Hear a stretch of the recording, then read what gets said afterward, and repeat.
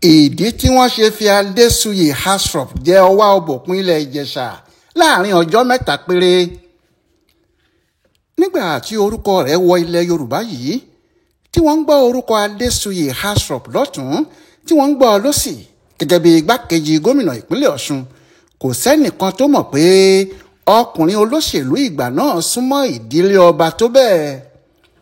Lóòótọ́ Prince ọmọ ọba ni wọ́n ń pè é, àmọ́ ọ̀pọ̀ kò mọ̀ pé bẹ́ẹ̀ ni Prince tiẹ̀ ṣe súnmọ́ ipò ọba tó. Lọ́dún 1992 là ń sọ yìí o, ìyẹn lẹ́yìn oṣù mẹ́rin àtààbọ̀ tí wọ́n dá ìpínlẹ̀ Ọ̀ṣun sílẹ̀.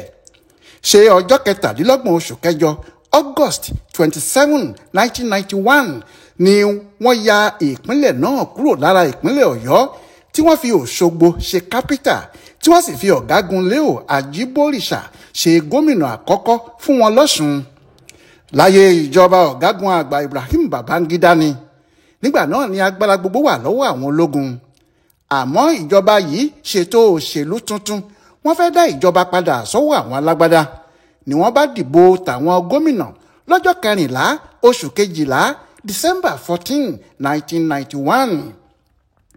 Nínú ìdìbò yìí ni Alhaji Isiaka Adeleke tó ṣẹ̀ṣẹ̀ dé láti Amẹ́ríkà ti ṣèrùbá ọ̀pọ̀ àwọn olóṣèlú Ọ̀ṣun torí pé ẹgbẹ́ Social Democratic Party SDP ló wọlé. Bẹ́ẹ̀ lòun di gómìnà lọ́jọ́ 2 oṣù kínní ọdún 1992. Nígbà náà la sì gbọ́ orúkọ Adésuyì Astrop gẹ́gẹ́ bí igbákejì rẹ̀. Ohun tó dáa jù ni pé láàrin ọdún bíi méjì tí wọ́n fi ṣèjọba, èèyàn ò gbọ́ ìjà tàbí èdè àìyedè kan látọ̀dọ̀ wọn. Wọ́n ṣèjọba náà ó wúni lórí. Kò sì síbi tí ẹnìkan wà nílẹ̀ Yorùbá yìí àti ní Nàìjíríà pátá tí kò mọ̀ pé Adésuyì Astrop nígbákejì gómìnà olóṣèlú àkọ́kọ́ ní ìpínlẹ̀ Ọ̀ṣun. Èèyàn fẹ́rẹ̀ má mọ ìyàtọ̀ láàrin òun àti gómìnà rẹ̀ torí kò sóhun tí Adeleke ń ṣe tí Suyì kì í ṣe. Bó sì tilẹ̀ jẹ́ pé ó lé lọ́dún 6 tí Astrop gbà lọ́wọ́ Isiaka Adeleke, kò sẹ́ni tó rí àárín wọn. Bẹ́ẹ̀ ni wọ́n jọ wà kó tó di pé Sani Abacha gbàjọba lọ́jọ́ 17 oṣù kọkànlá November 17, 1993 tó sì lé gbogbo gómìnà alágbádá dànù pátápátá.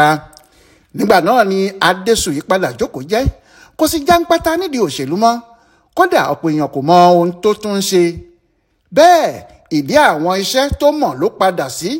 Ṣé ọ̀mọ̀wé ńlá kan ni? Ó ti kàwé jáde ní Èkó Boys High School ní Mushin lẹ́kọ̀ọ́. Ó sì ti gbabẹ̀ lọ sí Amẹ́ríkà láti kàwé sí i. Ó pẹ́ l'Amẹ́ríkà díẹ̀ níbi tó ti ka yunifásitì jáde lọ́dún 1974. Lẹ́yìn náà ló ṣiṣẹ́ níbẹ̀ tó tún kẹ́kọ̀ọ́ nípa àkànṣe iṣẹ́ lóríṣiríṣi kó tó padà sí Nàìjíríà. Kò tí ì pẹ́ púpọ̀ tó padà dé nígbà tí òṣèlú bẹ̀rẹ̀ tí wọ́n sì mú un gẹ́gẹ́ bí igbákejì fún Isiaka Adeleke. Lẹ́yìn tó ṣe igbákejì gómìnà yìí tán tí àwọn èèyàn kò gbúròó ẹ̀ nídìí òṣèlú, ọ̀pọ̀ kò mọ̀ pé àwọn ohun tó ń gbéṣe lábẹ́lẹ̀ ju kó wà nídìí òṣèlú lọ. Àsìkò náà ló dá iléeṣẹ́ ńlá kan sílẹ̀ tó sì kó gbogbo àwọn ohun tó ti ń ṣe kéékèèké sábẹ́ iléeṣẹ́ yìí. Orúkọ iléeṣẹ́ náà ni ENL Consortium, ọ̀kan nínú àwọn iléeṣẹ́ alágbára ńlá ní Nàìjíríà wa yìí ni. Àwọn tí wọ́n mọ Adésuyì délédélé ni wọ́n lè mọ̀ pé òun ló wà nídìí iléeṣẹ́ ńlá bẹ́ẹ̀ torí iléeṣẹ́ tó tóbi gan ni ENL ń ṣe. Bí a ti ń wí yìí, iléeṣẹ́ ENL ló ní ibùdó ọkọ̀ ojú omi tó tóbi jù ní Nàìjíríà yìí. Àwọn ni wọ́n ní ibùdókọ̀ tí wọ́n ń pè ní Terminal C àti D. Yàtọ̀ sí eléyìí, iléeṣẹ́ ENL wà nínú àwọn tí wọ́n ń pín iná mọ̀nàmọ́ná káàkiri Nàìjíríà. Ọ̀pọ̀lọpọ̀ ilé olówó ńlá àti olówó pákú fáwọn mẹ̀kúnnù ní Àbújá ló jẹ́ iléeṣẹ́ ENL yìí ló ń kọ́ wọn fún títà fáwọn aráàlú. Bẹ́ẹ̀ ló láwọn ẹ̀ka iléeṣẹ́ wọ̀nyí nílùú òyìnbó, ìyẹn l'Amẹ́ríkà, níbi tí wọ́n ti ń pa owó dọ́là wọlé fún un. Nídìí èyí, nǹkan ńlá ni Adésuyì fáwọn ọmọ Ìjẹ̀ṣà kó tilẹ̀ tó di ẹni tó ń dépò ọba. Paríparí rẹ̀ ni pé ọkùnrin olówó ńlá yìí ro tàwọn ọmọ Ìjẹ̀ṣà mọ́ gbogbo ohun tó ń ṣe torí ó ní iléeṣẹ́ aláàánú kan tí wọ́n ń pè ní CAH Foundation, ìyẹn Clement Adésuyì Astrop Foundation, níbi tó ti lé ní 500 àwọn ọmọ Ìjẹ̀ṣà tí wọ́n ti jàǹfààní ẹ̀kọ́ ọ̀fẹ́ tí àwọn púpọ̀ nínú wọn sì ṣoríire nípa oríṣiríṣi ìdánilẹ́kọ̀ọ́ àti ẹ̀bùn owó láti sọ wọ́n dọ̀gá iléeṣẹ́ tiwọn fúnra wọn. èyí wà lára àwọn ohun tí ọ̀pọ̀ ọmọ Ìjẹ̀ṣà fi fẹ́ràn ẹ kó tilẹ̀ tó di pé ọ̀rọ̀ ọba jíjẹ dé. àmọ́ nítorí pé òun náà jẹ́ ìdílé ọba tó sì jẹ́ ojúlówó ọmọ ọba, láti jẹ Ọwa Obokun ilẹ̀ Ìjẹ̀ṣà wà nínú ohun tóun náà ń rò pé yóò ṣẹlẹ̀ sóhun. torí bẹ́ẹ̀ nígbà tí Ọwa Obokun àná ọba Adékúnlé Arọ́mọláràn wàjà ní ọjọ́ 11 oṣù kẹsàn-án September 11, 2024, àwọn kan ti ń rò pé bóyá Adésuyì yóò jáde láti du ipò náà tàbí kò ní jáde. àwọn kan ní kò lè jáde nítorí ó ti di ọmọ ọdún 76 nígbà tó jẹ́ lọ́jọ́ 19 September 1948 ni wọ́n bí.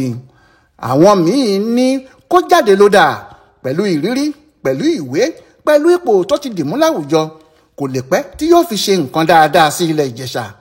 bẹ́ẹ̀ ni ọjọ́ orí rẹ̀ kò dí i lọ́wọ́ láti ṣe ìjọba tó dáa, àti pé òun gan ló tó láti kẹsẹ̀ sí bàtà tí ọwọ́ àná bọ́ sílẹ̀, nítorí ọba ńlá kan ni Arọ́mọláràn pàápàá ṣe. nígbà tóun náà sì kéde lọ́jọ́ 12 oṣù kejìlá December 12, 2024 pé òun yóò du ipò Ọwá, gbogbo àwọn tó fẹ́ràn ẹ̀ ni wọ́n pariwo, wọ́n ní àwọn tí ń dúró dè é tipẹ́ kó máa bọ̀ kó wá jọba. àmọ́ àwọn tí wọ́n ti mọ̀ pé tó bá jáde bẹ́ẹ̀ yóò la àwọn mọ́lẹ̀ bí ọ̀rọ̀ bá di ìdíje, wọ́n tètè sáré gba kóòtù lọ. wọ́n ní wọn kò gbọ́dọ̀ fi astrop jẹ Ọwa Obokun. ohun tó ṣẹlẹ̀ ni pé nínú ẹbí kan náà tí ipò ọ̀hún kàn ni wọ́n ti bẹ̀rẹ̀ ìbínú yìí, ìyẹn nínú ìdílé àwọn ọmọ ọba Bílárò. ohun tó sì ń bí wọn nínú ni pé wọ́n ní ìdí igi tàwọn Ajímọ́kọ̀ níbi tí Adésuyì astrop ti wà nípò náà lẹ́ẹ̀mejì, tí òun bá sì tún gba ipò yìí a jẹ́ pé wọ́n ti wà níbẹ̀ lẹ́ẹ̀kẹta nìyẹn, nígbà táwọn tó kù láti ìdí igi kan náà kò tí ì jẹ́ rárá. àmọ́ nísàlẹ̀ ọ̀rọ̀ yìí ìbẹ̀rù wà níbẹ̀. ìbẹ̀rù tó sì wà níbẹ̀ náà ni pé Adémọ́lá Adélékè ní gómìnà Ọ̀ṣun. àwọn èèyàn yìí sì mọ̀ pé ọ̀rẹ́ ẹ̀gbọ́n ẹ̀ ìyẹn Isiaka Adélékè ní ọmọ ọba Adésuyì ń ṣe. ẹ̀rù bà wọ́n pé yóò ṣòro fẹ́ni tó jẹ́ ọ̀rẹ́ ẹ̀gbọ́n èèyàn kó dupò kéèyàn ní kí ipò náà má bọ̀ sí i lọ́wọ́, nígbà tó jẹ́ gbogbo agbára ipò náà ọwọ́ ẹni náà ló pin sí. àwọn ẹbí Adélékè mọ astrop, èèyàn dáadáa ni wọ́n sì mọ̀ ọ́ sí fẹ́gbọ́n àwọn. ohun tó fà á tí wọ́n fi sáré lọ sílé ẹjọ́ rèé, wọ́n fẹ́ kí ilé ẹjọ́ pàṣẹ pé kò yẹ kí ọmọ Ajímọ́kọ̀ kan tó wá díje dupò Ọwá lásìkò yìí. àmọ́ kí ẹjọ́ náà tó bẹ̀rẹ̀ rárá, wọ́n ní kí adájọ́ pàṣẹ fún gómìnà Adélékè àtàwọn èèyàn ẹ̀ pé kò gbọ́dọ̀ fi ẹnikẹ́ni jẹ oyè Ọwá títí ẹjọ́ náà yóò fi bẹ̀rẹ̀ tí yóò sì parí. adájọ́ Adéríbigbé dájọ́ pé gómìnà Adélékè kò gbọ́dọ̀ fi Adésuyì astrop jẹ Ọwa Obokun ilẹ̀ Ìjẹ̀ṣà títí ẹjọ́ yìí yóò fi parí. bẹ́ẹ̀ làwọn afọbajẹ kò gbọ́dọ̀ fi ẹnikẹ́ni jọba, kí wọ́n dá ohun gbogbo dúró. lọ́jọ́ 16 oṣù kejìlá December 16, 2024 ni wọ́n dájọ́ náà. ṣùgbọ́n ó jọ pé àwọn akọ̀wé kóòtù kò ríbi fi ìdájọ́ náà fáwọn tí ọ̀rọ̀ kàn nílé ìjọba, nítorí ìjọba kò ṣe bí ẹni pé àwọn gbọ́ ọ̀rọ̀ ọ̀hún rárá. bẹ́ẹ̀ ohun tí wọ́n fẹ́ ṣe wà lọ́kàn wọn láì kò fu ẹnikẹ́ni lára. bí ọmọ bá gbọ́n ọgbọ́n kúkú nígbà ẹ̀rùn ni bàbá rẹ̀ náà yóò gbọ́n ọgbọ́n sísìn sí ipadò ni wọ́n fọ̀rọ̀ náà ṣe.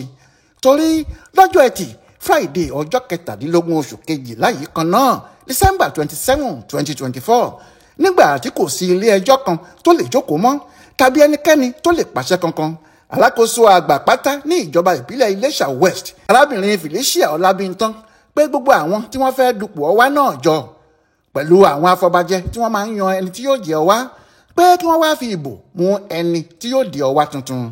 ń la àwọn afọbajẹ tó wà níbẹ̀ bá dìbò.